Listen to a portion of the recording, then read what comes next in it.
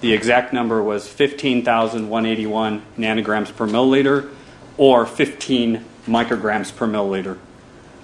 So with respect to the urine at the scene, the lorazepam level goes up in the urine sample at autopsy, correct?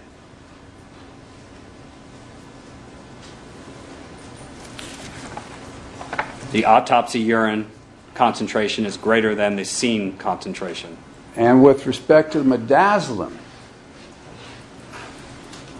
the autopsy urine concentration is much less, isn't it? Much less than those two urine samples of lorazepam. Yes. No. The urine sample midazolam at autopsy is much less than the urine sample midazolam at the scene.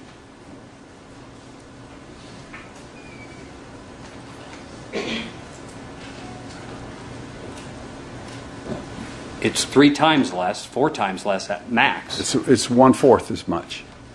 Okay, to me that's not that significant, but okay, it's less. Well, in the jug that was sitting on the chair, it's 4 times as much as it was at the time of autopsy. Fine, yes. Whereas lorazepam, in the jug that's on the chair, it actually goes up at time of autopsy. Objection Vegas to go up. Overruled. It's greater than.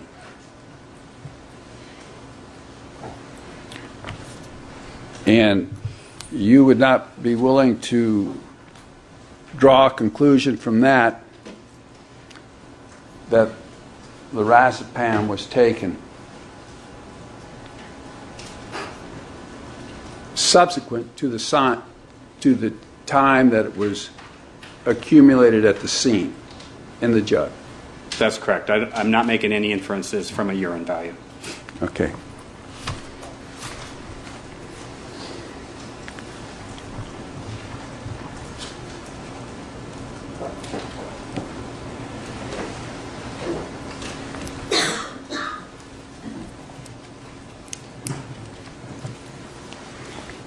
The half-life on midazolam is, do you know that? I do not know. Okay, but lorazepam, you looked up the half-life, and that's 9 to 16 hours. That's correct. Would you be familiar with the fact that midazolam has a shorter half-life? I would agree with you because it's a short-acting type drug. When a person consumes lorazepam orally, do you have any knowledge as to the time that it takes to get to the peak level? No, I don't. Isn't that... Where did you learn that the half-life is 9 to 16 hours? I looked it up in the Dr. Basalt's book. Dr. Basalt's book? Doesn't Dr. Basalt's book indicate the time to reach peak level also? Objection relevant. You didn't look it up. Sustained. You didn't read that in Dr. Objection Basalt's asked book. and answered. Sustained.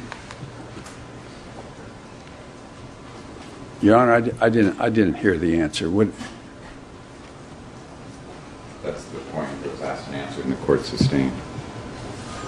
The objection sustained. So you don't, is it your answer is that you don't know whether Dr. Basalt's book discusses absorption time? Objection relevance what as to form of the question. The objection sustained. As to what particular drug or medication? Okay. Is it your position that Dr. Basalt's book does not discuss absorption time for lorazepam? Objection. Oh. Misstates the testimony. Did you read it in the book? It's in the book. I don't remember what the book says. Overruled.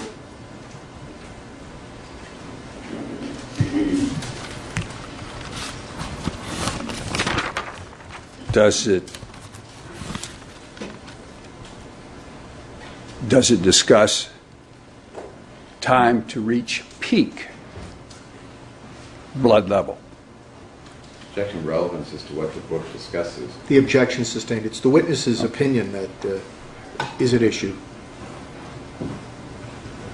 Okay, as a result of reading Dr. Basalt's book, have you formed an opinion as to the length of time it takes to reach peak blood level from oral ingestion of lorazepam? No.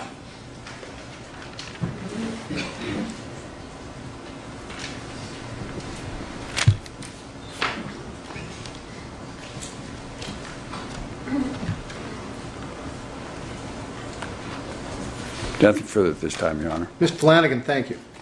Redirect examination. Mr. Walgren. Thank you, Your Honor. You're welcome.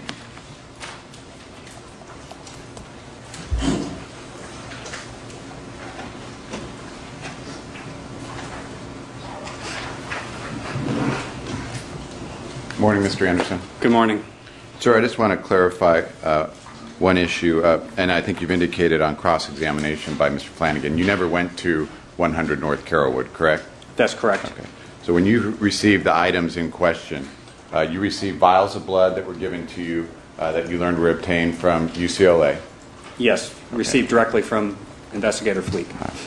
You also received what was booked by the coroner's office as medical evidence number 1, which is actually now People's 118 and People's 120, which were two different components, a syringe with plunger and an IV catheter or needle, correct? Yes, medical evidence came in as two different pieces within one container, yes. Okay.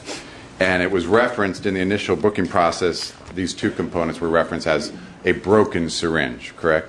That's correct. Okay. But you have no knowledge as to the condition they were recovered at the scene or have any knowledge whatsoever other than your toxicology analysis of the fluids contained in these People's 118, the syringe. That's correct. Okay. And the IV bag and the IV tubing that was collected on June 29th, 2009, again, that was just simply brought to you at the lab and it was labeled collectively as part of medical evidence number 2, correct? Yes. Can you explain, Mr. Anderson, the difference strictly from a toxicology point of view when you're determining the numbers that you've referenced? Can you please explain the difference between a blood sample and urine sample as to the value it has in your analysis? Sure. Typically, we're analyzing the blood samples for drugs. Drugs in the blood generally represent what's happening in your system, what's actually can affect your system as a whole. The urine, as explained earlier, is just a simple reservoir of collecting everything that your body is metabolizing out. It's just collecting everything that you possibly have taken 5 minutes ago all the way out to days ago. Hence why we saw ephedrine in the urine but nothing in the blood. The value for us interpreting-wise is we expect the urine to be a lot more concentrated. That's the expectation. If you find it in the blood, you expect to see a lot more of it in the urine, drug-wise, concentration-wise. And usually when we find trace amounts of things in the bloodstream, we'll look to the urine or an excretion product to substantiate what we think we're finding in the bloodstream.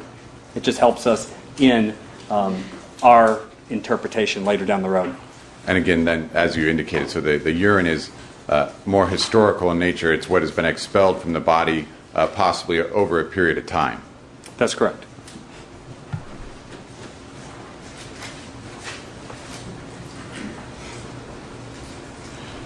I received the defense exhibit relating to the harassment.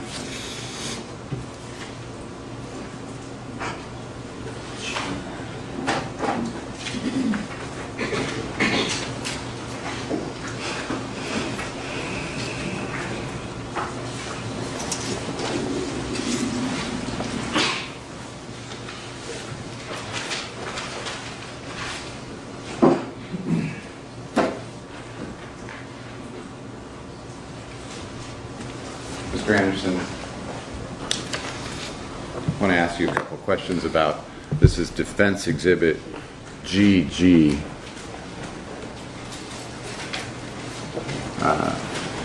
a report from PAC Tox indicating defense counsel Flanagan, gastric contents.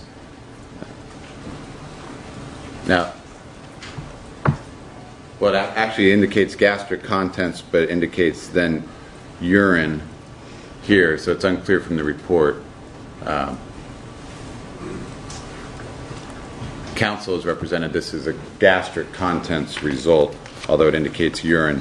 For the sake of my questioning, let's just assume it is gastric contents, as then it's indicated here. So assuming that this test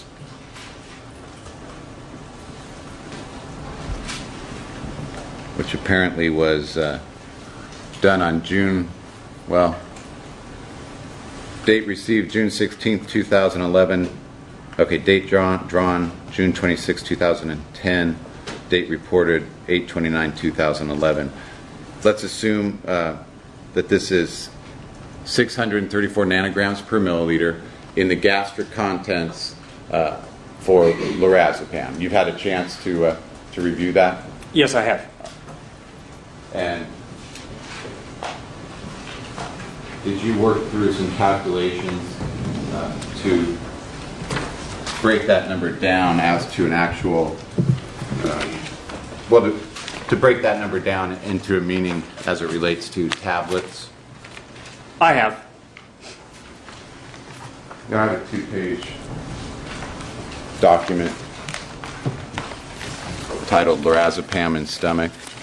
May this be marked 172 for identification? Yes.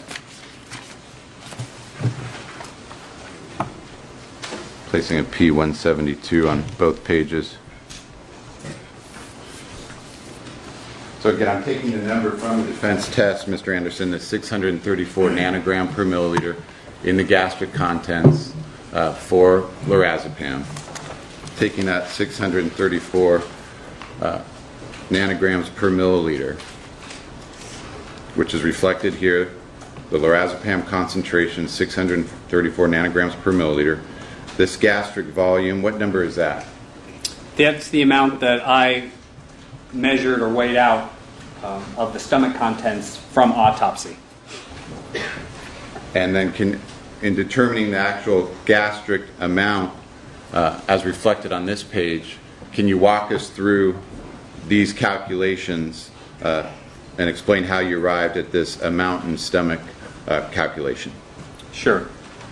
Because this laboratory measured in concentration, they measured 634 nanograms for every milliliter of fluid that they had. Totality-wise, at autopsy, I was provided 73.5 mils of gastric contents. So the 634 nanograms for every mil, but I have 73 mils of it. It's a simple multiplication of 634 times the amount in the stomach of 73.5 mils gives me a 46,599 nanograms of lorazepam that remain in the stomach. And then making the conversions, the nanograms to micrograms is 1,000th off. So you divide by 1,000, so it's 46.55 or 599 micrograms. Still trying to make that make sense for you guys.